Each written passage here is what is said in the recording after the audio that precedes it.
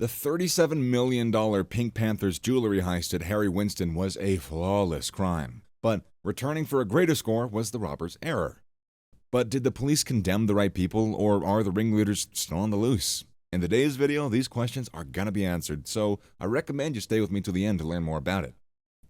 Oh yeah, and hey, before we proceed, if you are yet to subscribe to the channel, it would be a neat time to do so. We're about to hit 100,000 subscribers. That'd be pretty cool of you. Also, don't forget to hit that bell icon so you don't miss any of our new videos. Sorry for begging you. Anyways, let's move on. 4 males, 3 of whom were dressed as women with long blonde tresses, sunglasses, and winter scarves, stood in front of an intercom and politely asked entry to the famed Harry Winston diamond store on Avenue Montaigne while the second hand ticked. On a chilly evening, it was around closure time, along with this golden triangle of retailers, which consists of Dior, Chanel, and Gucci, with beautiful facades and trees decked out in Christmas lights. The men pushed a little valise of casters into the calm inner shelter after being permitted in. They then grabbed a hand grenade and a .357 Magnum from their pockets. The robbers shattered display cases and yelled out commands and the names of some of the Harry Winston staff as Parisians walked by oblivious through the store's wrought iron gates. They talked French with a heavy Slavic inflection. There was no time for officers from a neighboring luxury area stationed to hurry over. The diamond thieves were gone in less than 15 minutes, speeding away in a parked car through the 5:30 p.m. twilight on December 4th with sacks of emeralds, rubies, and chunky old diamonds, the size of tiny bird eggs worth over 80 million euros or 105 million.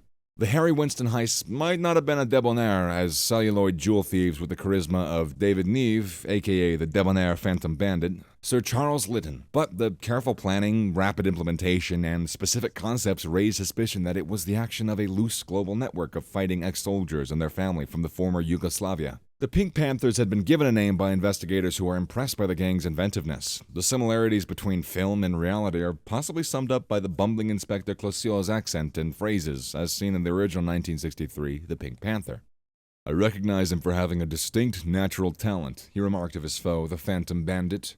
The Serbian Pink Panthers, many of whom are wanted by Interpol, and all hail from the Serbian town of Nis in South Serbia, have been seen scouring the world's luxury capital since at least 2003 on expeditions for hard diamonds that can be soft targets in the world of luxury security experts. The Pink Panthers label was invented by law enforcement officials, according to defense lawyers, for some of the robbers caught. According to investigators, the group has roughly 200 members who are related by village and blood, and they're responsible for snatching gems that value more than $132 million in daring crimes in Dubai, Switzerland, Japan, France, Germany, Luxembourg, Spain, and Monaco. They dwell throughout Europe, some functioning as hospital cleaners while waiting to be called for the next cheap ticket to foreign capital, they added. Investigators in Paris are attempting to find out if it was the Pink Panthers who stormed again at Harry Winston, this time with flowing foulards and wigs. Risk adjusters and insurance criminal networks at Lloyd's of London, the Harry Winston insurer who appears as a secondary character in the first Pink Panther film, have similar fears. They've advertised a $1 million reward for information leading to the retrieval of Harry Winston's sparklers in classified ads all around the world, and even in former Yugoslavia. They've also put a labeled item in France, not one in the major newspapers like Le Monde, but in a municipal daily, Le Parisien, to bolster their assumptions. The journal makes it to the working-class fringes of Paris, the banlieue, where adjusters believe most of the experienced robbers reside. Prosecutors accused 2 former Pink Panther members from Serbia of stealing $9.8 million in jewelry from posh boutiques around the French Riviera, from Saint-Tropez to Cannes to Biarritz on the Atlantic coast. Just a day before the heist of Harry Winston, 2 criminals, Boban Stojkovic and Goran Dragic, were convicted to 6 and 10 years in prison each.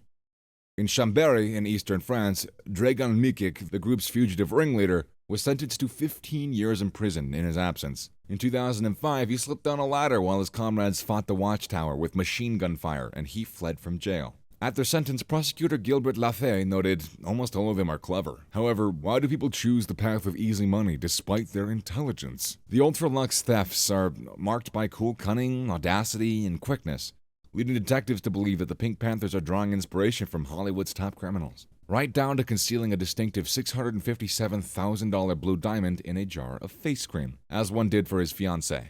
When comparing the facts of earlier robberies put on the gang, it becomes clear that the Harry Winston heist, given the seriousness with which several workers were struck in the head, was essentially inconsequential. Last year, disguised members of the gang were accused of smashing two Audi cars into the glass of a Graf diamond store at the dazzling Wafi City Mall in Dubai. They snatched $3.4 million in diamonds before fleeing in the very same automobiles in a daylight crime that had racked up over 200,000 views on YouTube. They afterwards set fire to the cars and wiped their tracks clean. The brazen procedures documented on videotape lasted just under 3 minutes for well-dressed Pink Panthers to invade the Graf store in Tokyo's Ginza neighborhood in 2004 and pack a sack with rare yellow diamonds worth over 3.5 billion yen, or about $38 million. Last year in London, suspected Pink Panthers walked out of a chauffeur-driven Bentley and attacked a jewelry store in Mayfair. They can be as cruel as they want to be, but hey, they can also be as brilliant as they want to be. For instance, in Biarritz, they painted a seat to dissuade passerbys from relaxing near a jewelry store that was a target. The modus operandi has always been the same, said Monaco police officer Oliver Jude. Very quick, well-organized with multiple culprits, and aggressive. Most of the time, the crook used hammers to smash the shop windows. The theft of jewelry from the Ciribelli shop in Monte Carlo in the summer of 2007 prompted for the police to call an international conference of investigators, which was conducted a month later at Interpol headquarters in Lyon, France. Interpol is currently the head of Project Pink Panthers, which aims to disseminate and organize relevant data about the group. Interpol began disseminating the names and images of Pink Panthers on its red list of fugitive criminals as a facet of this endeavor. Dusko Poznan, 30, was one of them. His mug depicting a despondent man with black hair and circles under his eyes, clothed in a sweater and a tailored shirt. Mr. Poznan, a native of Bihać, Bosnia and Herzegovina, and fluent in Russian and English, was a culprit in the Dubai robbery as well as the one in Liechtenstein. According to the investigators, Mr. Poznan drove to Monaco with another guy in rental Audi A3 and went to the casino store, which is home to designer retailers including Cartier, Hermes, Louis Vuitton. He was changing lanes on foot when he was struck by another vehicle. According to investigators, he resisted medical treatment. However, while at the Princess Grace Hospital, an officer linked the fugitive photo on the red list, and he's currently being detained. Both Mr. Poznan and his buddy had falsified passports, but said that they were merely holiday vacationers, according to Inspector Jude, who added tartly that later camera surveillance revealed that they were precisely in the neighborhood of jewelry shops and they weren't completing their Christmas shopping. Despite their bravado, the robbers had been caught off guard by a few pieces of information on several occasions. DNA evidence was discovered in the fire-scourged Audi rental automobiles in Dubai, as well as a mobile phone number on the lease contract, which led them to a 27-year-old woman from Niš, Serbia, who speaks English and Russian fluently. Investigators were able to track down 6 men thanks to her cell phone. When apprehended, some of them denied everything, including what seems to be their images in jewelry store heist photos, and others, such as Boban Stochkovic, have given authorities detailed information. Mr. Stochkovic declared as he was sentenced in Chambéry the day before the heist, "I don't ask for your pity, because I'm not ignorant to the fact that I'll have to bear the consequences of these wrongdoings. But just provide a door for me to discover how I may alter my life." The image of gems lying in the window of the closed-down store on Friday where jewels previously glistened. Officials analyzing the robbery of December 4th will also look into a robbery at the same time at the same store a year ago. A crime which now seems paltry with just above $13 million in jewels. And that's it for today's video. Thank you guys for watching. See you guys.